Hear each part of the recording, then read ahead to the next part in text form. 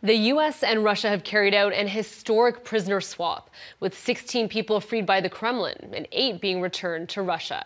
Our Reggie Cecchini joins us now with more from Washington. All right, Reggie, we know Canadian-born Paul Whelan and American Wall Street Journal reporter Evan Gershkovich have been freed. What can you tell us about these prisoners and the others released by the Kremlin?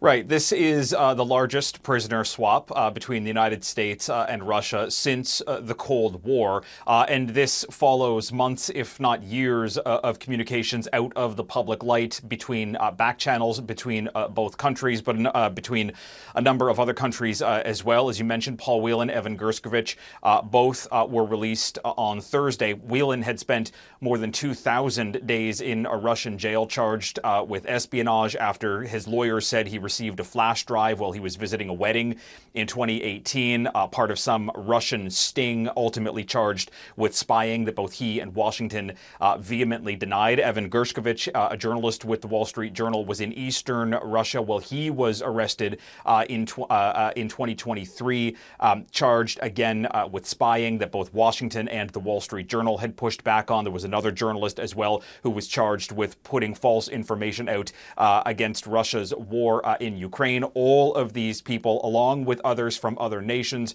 were released on Thursday. Again, part and parcel of massive bits of communication between the White House and a number of other countries around the world. Interestingly, though, the White House did not have any direct conversations with Vladimir Putin, at least according to President Joe Biden.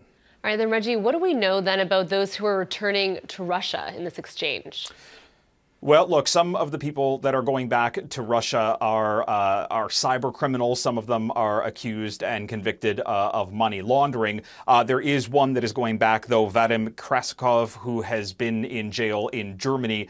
He is a Russian hitman. He was convicted of killing a Chechen rebel in a Berlin park 2 years ago, and this was something that Germany was reluctant to do. This was a concession ultimately made at the request of the White House, and this now sends a convicted criminal, a convicted murderer, back to Russia. But look, it's worth pointing out here that Russian President Vladimir Putin, in a conversation with former Fox News host Tucker Carlson earlier this year, made a comment of saying that he wanted his people back and that ultimately agreements could be made with the West, notably with the United States, to get their people back. But Russia ultimately wanted to see its people brought back to its territory, even though many of these people are considered a potential risk for crimes going forward. Ultimately, though, Russia getting what it wanted, America, though, saying that these concessions were necessary in order to secure American citizens and ensure that the well-being of these American citizens was being put first and foremost. All right, now we have heard from U.S. President Joe Biden, who says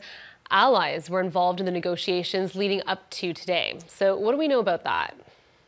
Right. So he said that this is a great afternoon. President Biden at the White House, surrounded by the families of the Americans who had been held hostage for months, if not for years. We understand that these conversations that were taking place included direct reach out from the White House to countries like Slovenia and Germany in order to have them release Russians to secure these Americans.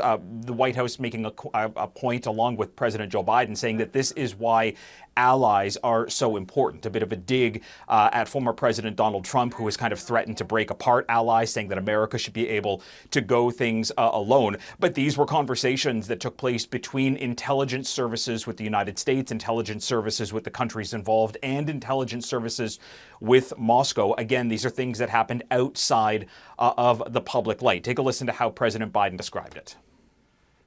Today is a powerful example of why it's vital to have friends in this world. Friends you can trust, work with, and depend upon, especially on matters of great consequence and sensitivity like this. Our alliances make our people safer.